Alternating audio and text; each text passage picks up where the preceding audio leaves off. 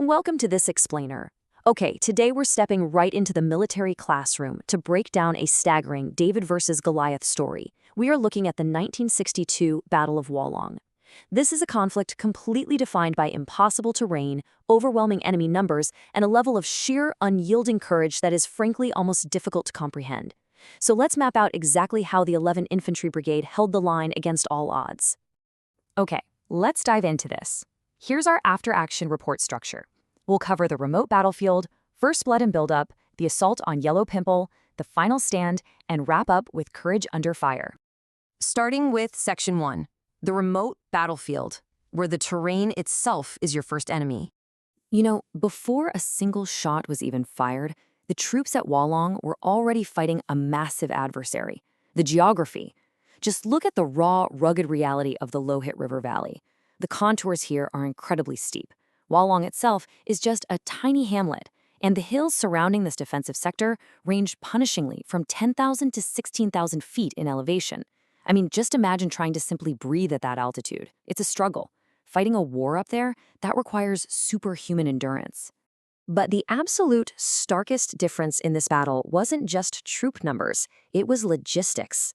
To supply the Indian forces, there were literally only two options: airdrops to a tiny advanced landing ground, or a grueling 14-stage, 200-kilometer march over what was basically a goat track.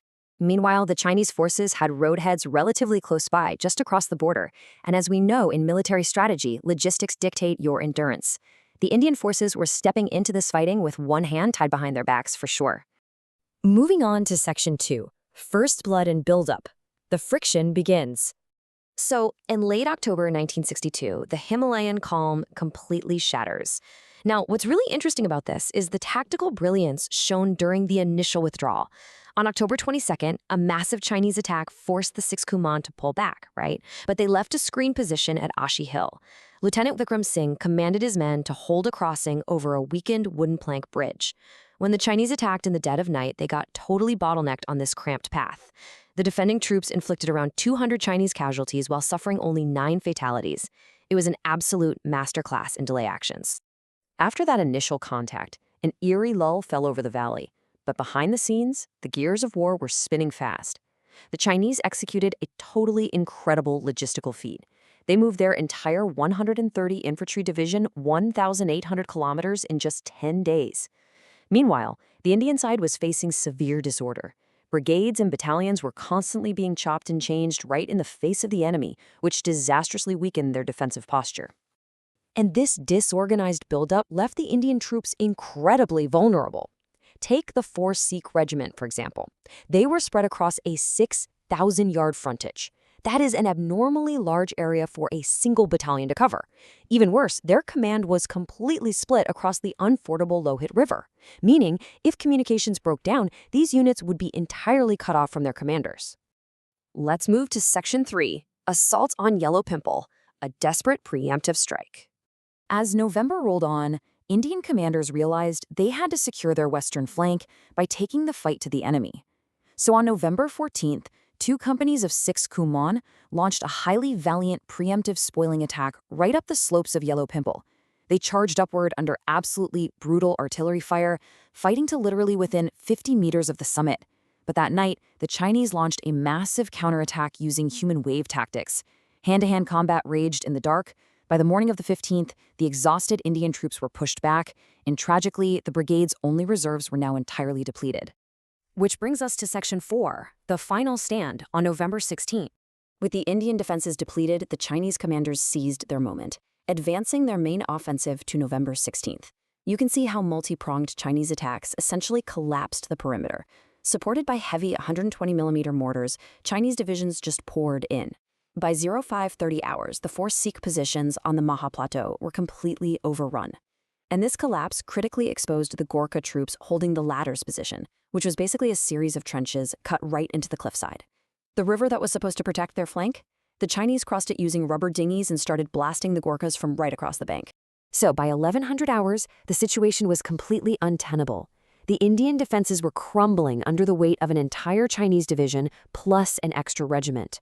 The brigade commander made the agonizing decision to issue the order to withdraw at 1400 hours. But here is the absolute tragedy of Walong. Because communications had totally broken down under the heavy bombardment, a lot of the subunits never even received this order. Isolated, surrounded, and completely out of ammunition, they did the only thing they could. They stayed and they fought to the death. Brigadier N.C. Raleigh, commander of the 11th Brigade, later encapsulated the grim reality of that day with this incredibly solemn quote. When Indian forces returned to the area 2 months later, they found that the Chinese had actually marked the positions of the dead. In many of the bunkers, the fallen soldiers were found right where they had last manned their weapons. They literally fought shoulder to shoulder to the absolute bitter end. Finally, let's look at Section 5, Courage Under Fire, the Human Element. And this brilliantly illustrates what happens when macro-level map movements translate into micro-level stories of almost unfathomable bravery. When Chinese troops closed in, Sepoy Kewal Singh charged them with his bayonet, engaging in fierce hand-to-hand combat before falling. Subedar Govind Singh charged forward alone to destroy 2 enemy bunkers. Lieutenant Yog Palta moved from bunker to bunker, firing his Sten gun to keep his men's spirits up till he was mortally wounded. And Naik Ishar Bahadur Gurung, he held off an entire flanking maneuver on his own just to cover his company's retreat. 5. That is the ratio of casualties inflicted by some of these isolated pockets of resistance. Take Lieutenant Bikram Singh's ad hoc company at the West Ridge, for example. Surrounded by 4,000 Chinese troops using human wave tactics, they held their ground against mathematically impossible odds. Before they were finally wiped out, these defending Indians inflicted almost 5 times more casualties upon the overwhelming Chinese forces. Their tenacity was frankly astounding. So, what does this all mean? The soldiers at Walong possessed unmatched morale. They fought without adequate winter clothing, with extremely limited ammunition, relying on goat tracks for supplies, against a vastly superior force. Their morale created a legendary resistance. But as the bitter outcome of 1962 shows us, while bravery might hold the line, it is logistical preparation and strategic readiness that ultimately creates victory.